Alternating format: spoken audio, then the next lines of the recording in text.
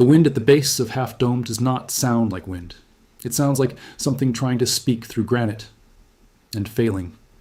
If you are there before dawn, before the first buses, before the cables clang on the shoulder of the mountain, you can hear it climb up the face and lose itself against the sky. The rock is cold. The rock is old. 84 million years old, if you trust the potassium argon, dating from 1957. 5,300 feet of vertical stone, cut on one side as if a knife had come down from heaven and taken half of it away. That is the geological account. The people who lived in this valley for at least 7,000 years before any of us learned the word Yosemite. They had a different account. They did not say the rock was cut in half.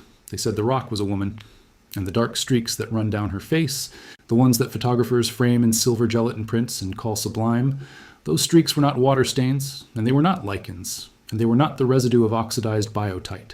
They were something else. They were the reason she was there at all. They said her name was Tissaek, and they said she was still inside.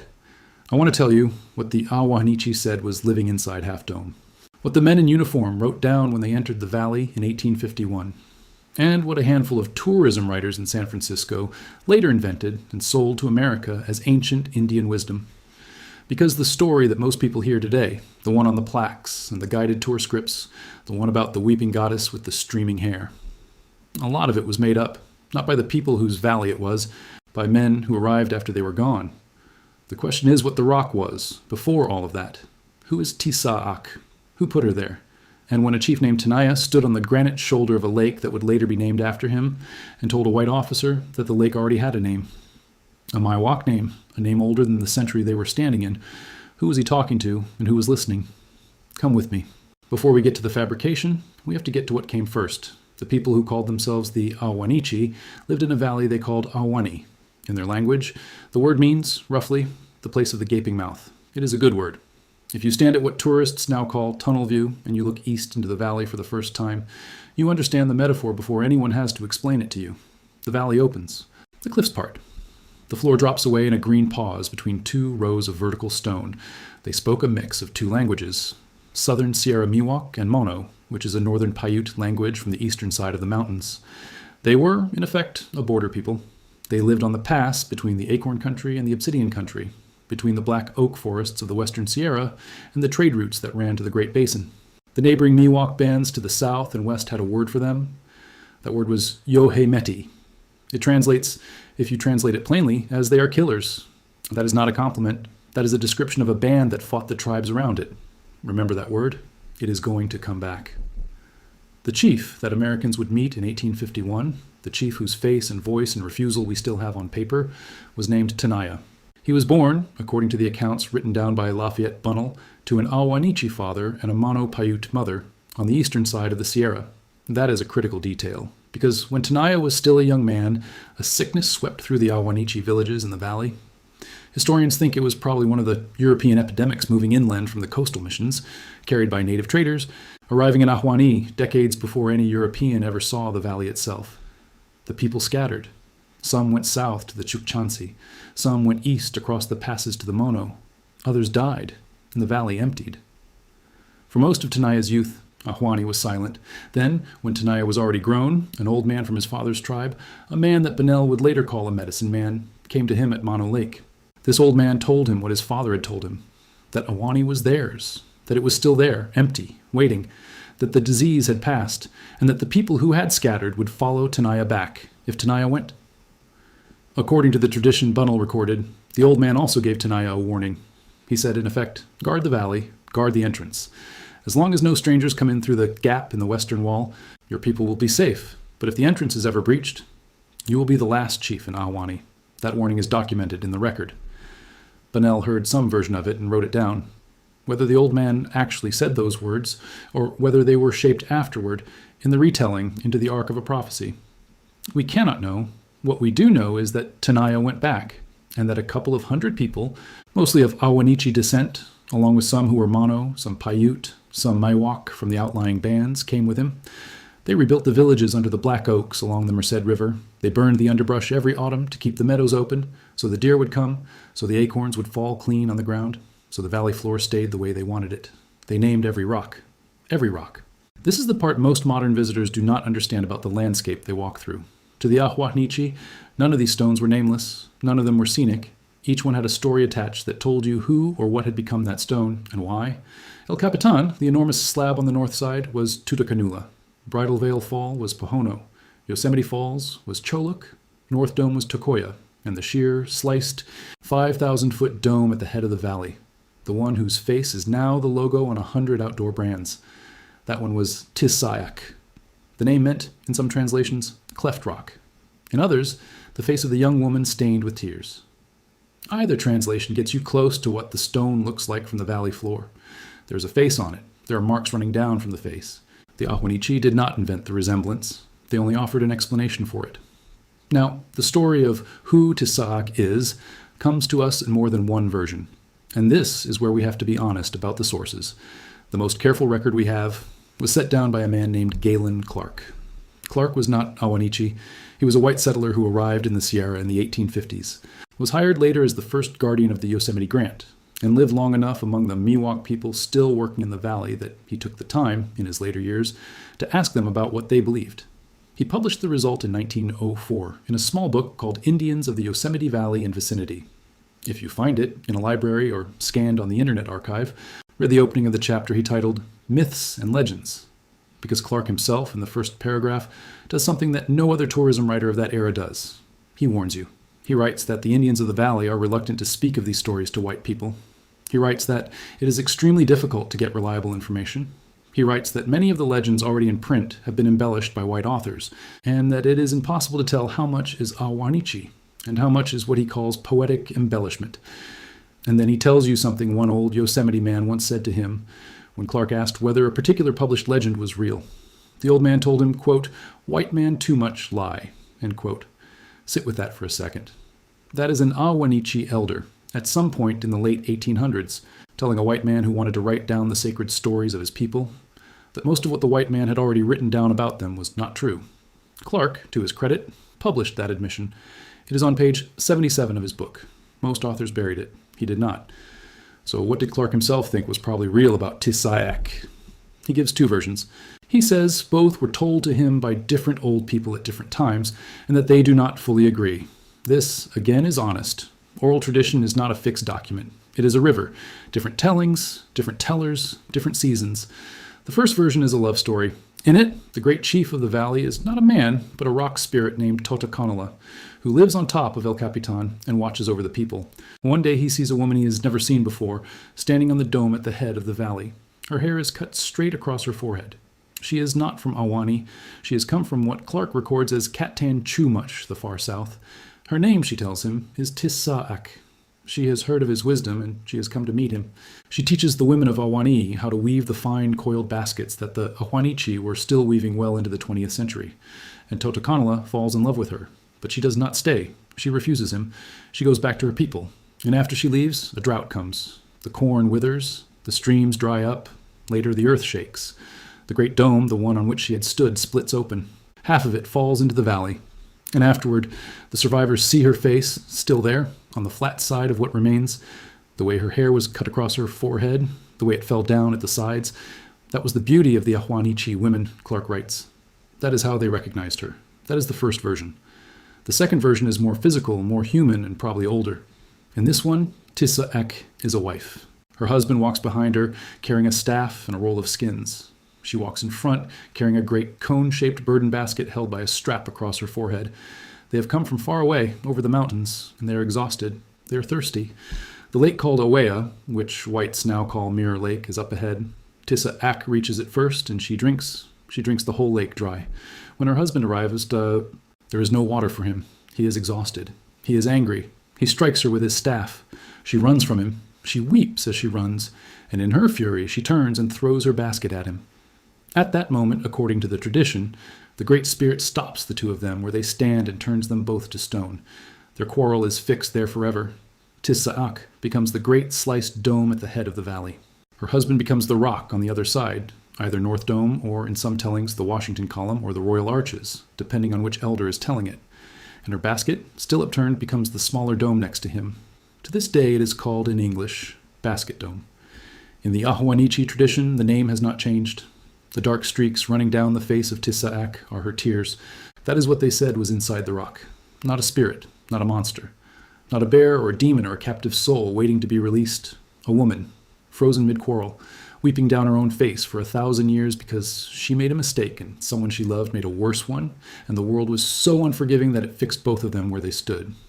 You do not have to believe this to feel what it means. You only have to notice how different it is from what a European tradition would have done with the same rock. A European tradition would have made it a saint's mountain or a devil's throne. It would have wanted holiness or evil. The Ahwahneechee did not want either. They wanted a family. They wanted people. They wanted the story of a bad afternoon between a husband and wife, blown up to the scale of geology. If you are the kind of person who feels drawn to this way of thinking about the landscape, who wants to understand the places you visit as places somebody once lived and named and loved, you will find more of this kind of storytelling on this channel, and I hope you stay. This is what we do here. We try to give the land back the names it had before. There is one more thing I need to say about what the Ahwahneechee knew before we get to what happened next. Their knowledge of the valley was not only symbolic, it was practical. They burned the meadows. They knew which oaks produced the sweetest acorns and which produced the bitterest, and they harvested accordingly. They knew the migration routes of the deer, the trout runs, the season for pine nuts across the pass. They traded across the mountains with the mono for obsidian arrowheads. They kept the valley in a condition that Americans, when they finally arrived, would describe as park-like, an open, walkable, cathedral-like landscape, kept open by regular, deliberate, low-intensity fire. Every part of it was maintained. Every stone had a name. Every generation carried the map of names forward. And they had lived like this, according to the archaeological evidence, for somewhere between 5,000 and 7,000 years. That is longer than most of the histories we teach. That is the world that ended in 1851. The sequence of events that took the valley away from the Ahwahneechee did not start with love of scenery. It started with gold. In January of 1848, a carpenter named James Marshall found flakes of gold in the tail race of a sawmill on the American River. Within a year, tens of thousands of miners had come to California from every port on Earth. By 1850, they were in the foothills of the Sierra, digging into every stream that ran off the mountains. The valleys the Miwok had used for centuries filled with strangers, camps, trading posts, horses, sickness. One of the men running a trading post at the western edge of the Ahwahneechee's world was a man named James Savage. Savage is a strange figure. He spoke several native languages. He had taken, according to the records, multiple Miwok wives. He operated as something between a merchant and a warlord on the frontier between the mining camps and the mountain villages. In late 1850, groups of Miwok, angry at the theft of their food supplies and their women, began raiding the trading posts. Savage's post was hit. 2 of his men were killed. He went to the governor of California and asked for a militia to be raised. The governor, John McDougall, agreed. In January of 1851, the Mariposa Battalion was formed. Roughly 200 men, volunteers. Some were former miners, some were former soldiers from the war with Mexico. Their orders were, in the language of the time, to bring the recalcitrant tribes onto reservations. In the language of what actually happened, their orders were to burn villages, destroy food supplies, and force the native people out of the mountains at gunpoint. 6 tribes signed a treaty and went to the Fresno River Reservation. 2 refused, the Chowchilla and Tenaya's Ahwahneechee. That refusal is what brought the Mariposa Battalion into Yosemite Valley for the first time. The men who rode in on the 27th of March, 1851, were not there as explorers. They were there as an eviction party. And attached to the battalion, as its surgeon, was a young doctor from Rochester, New York, named Lafayette Bunnell. Bunnell is the reason we have any written account of the encounter at all. He wrote a book about it, decades later in 1880. He called it Discovery of the Yosemite in the Indian War of 1851, which led to that event. It is available online at the Library of Congress, if you want to read it in his own words. It is a strange book. Bunnell knew what he had seen. He knew what the valley looked like on that first morning, from the point that is now called Old Inspiration Point. He wrote about the way the light hit El Capitan. He wrote about how quiet his men became, and later that first night, camped in the valley, they held a vote. The vote was on what to name the place. This is the piece of the story most tourists never hear. Someone proposed calling it Paradise Valley. Bunnell argued for something else. He said they should give it the name of the tribe they were driving out of it. He believed the tribe called itself Yosemite. He was, in fact, mistaken about that. The Ahwahneechee did not call themselves Yosemite. The word Yosemite comes from the southern Sierra Miwok word Yohemeti, the word we mentioned earlier, the word the neighboring tribes used for Tenaya's band.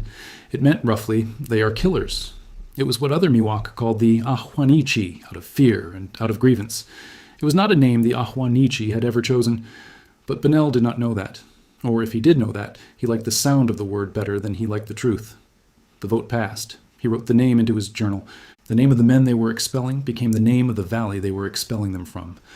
That is the origin of Yosemite. That word, right there. A misheard slur, mistaken for a self-name, imposed by a company of militiamen on a sheet of paper on the same night they had entered someone else's home for the first time. You are hearing this correctly. They named the valley after the people whose name they did not know they were mispronouncing. On the same evening, they came to take it from them. Bunnell was proud of what he had done. He wrote about it. He named other things too. Bunnell Point, at the east end of Little Yosemite Valley, is still called Bunnell Point on the maps. Bridal Veil Fall he did not name. That was the promotional writers later, but he named several other features. The naming became part of the record. Now, the men who had gone into the valley on that first expedition did not find Tenaya. They found villages. They burned them. They burned the acorn storehouses, which was in some ways worse than burning the houses, because acorns were the winter food. Burning them meant starvation. The people who had been in the valley fled up the canyons. The battalion left. 2 months later, in May of 1851, a second expedition came in. This one was led by a Captain John Bowling. This one captured Tenaya's people at a high country lake, a lake the Ahwahneechee already called Paiwek, meaning shining rocks. When Bowling gave the lake a new name, he named it Tenaya, after the captured chief. Bunnell was there.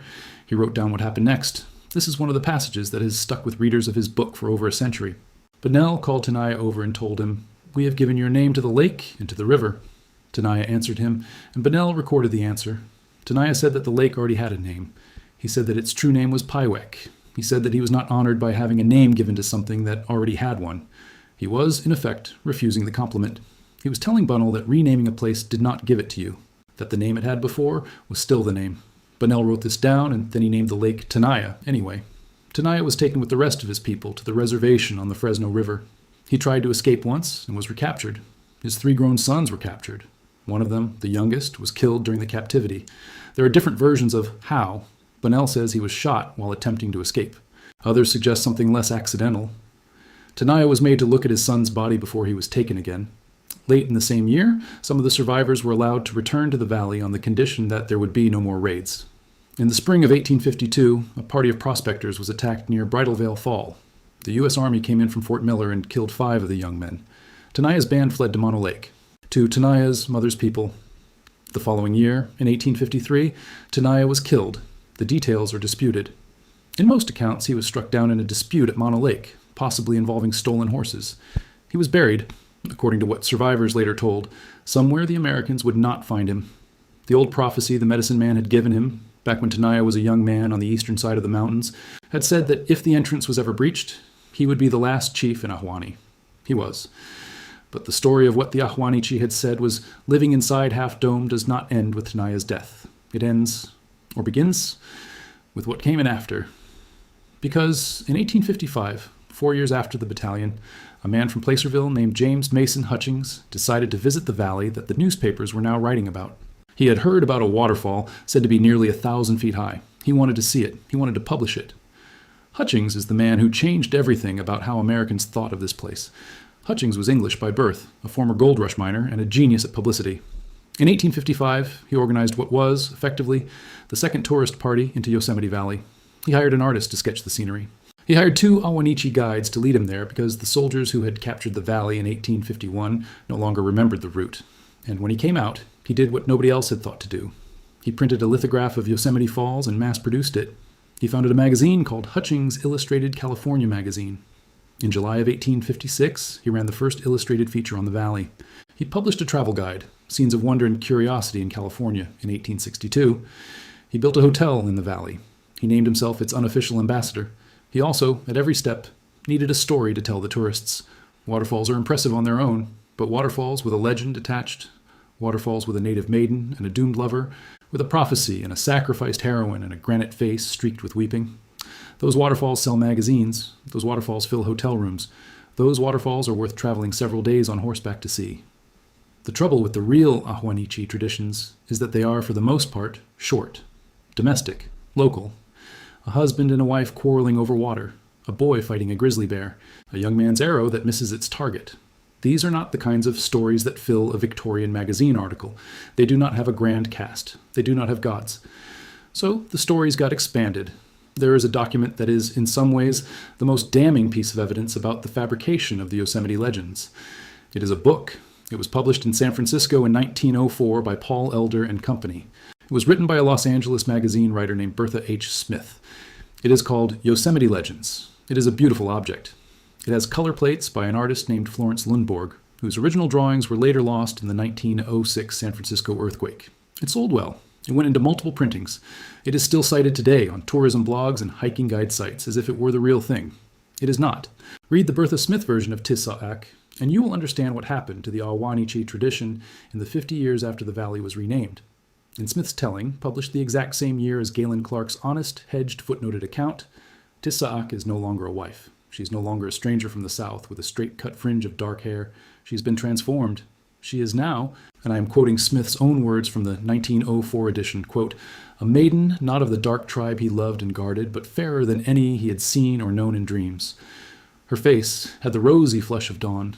Her eyes took their color from the morning sky. Her hair was like strands of golden sunlight, end quote. Golden sunlight, blue eyes, fair skin. In Bertha Smith's book, Tissaak is no longer a native woman.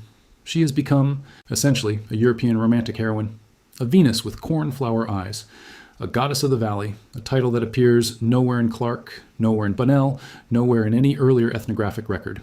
Smith invented that title. Smith gave her the sky blue gaze. Smith gave her the golden hair. Smith turned Tissaak into a white woman. And then, because a native goddess needs a native god to love her, Smith took the local rock spirit, Tutankhamuna, who, in the Ahwahneechee tradition, was associated with El Capitan and with the great sandhill cranes that nested on top of the cliff. And Smith rewrote him too. She made him a lovelorn hero. She gave him a pipe he smoked mournfully after Tissaak disappeared. She invented a jealous water lily spirit named Eekino, who lures him to his death in a nearby lake. None of this appears anywhere in Clark. None of this appears anywhere in Bunnell. It is not oral tradition. It is fiction, written in Los Angeles, 40 years after Tenaya's death. Tissaak ceased in that book to be a person turned to stone.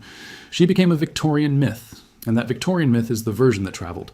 That version got into the tourism brochures. That version got into the trail signs. That version got taught to school children on field trips. And most of what a modern visitor now thinks they know about the Ahwahneechee tradition of Half Dome comes, not from the Ahwahneechee at all, but from a hardcover book published by a small San Francisco press in the year that Chief Tenaya had already been dead for half a century. Galen Clark, writing the same year, tried to warn against this. He said that the Yosemite Indians he asked would tell him one story one day, and refused to talk another day and give a different version a season later. He said that young Indians, tired of the questions, would sometimes, in his own words, quote, manufacture legends on the spur of the moment, end quote, to satisfy a credulous white questioner. The elders in the room, Clark wrote, watched this happen with what he called suppressed amusement. They knew what was going on. They knew what would be printed. They knew that the tourists wanted a story, and if the Ahwahneechee did not give them one, the tourists would go home and make one up anyway. So a young man, cornered by a persistent visitor with a notebook, would invent something on the spot, and the visitor would take it home and publish it, and it would become sacred. This is one of the reasons the Southern Sierra Miwok Nation today, the community of descendants who are still petitioning the federal government for recognition, are extremely careful about what stories they publish and what stories they keep. They know the record was corrupted before their grandparents were born.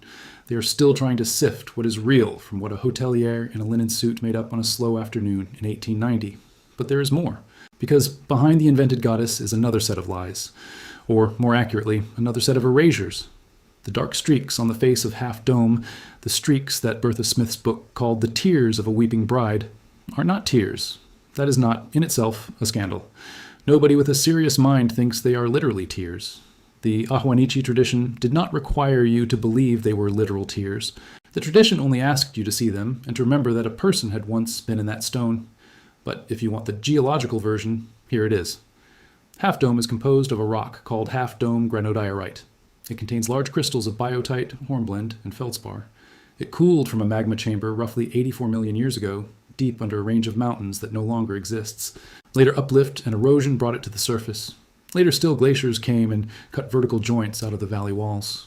Water runs down the face of the dome after every rain and every snowmelt.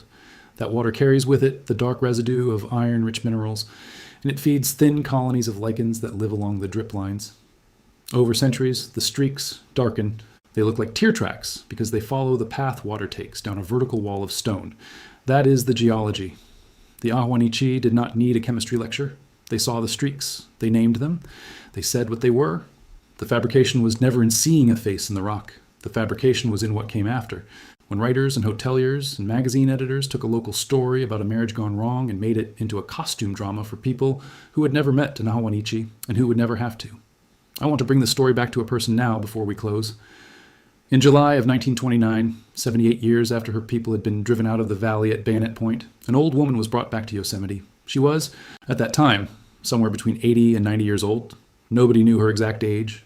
She was living in a log cabin on Bear Creek, about 8 miles east of Mariposa. Her name, in the language she had grown up in, was Totuya. It meant foaming water. To the people who hired her out for washing and for basket weaving, she was known by her Spanish and Mexican name, Maria Librado. She was the granddaughter of Tenaya. She had been a girl in Ahwahneechee when the Mariposa Battalion came in. She remembered it. She had spent the 78 years since walking out of the valley on foot, over Inspiration Point in the snow, with her people.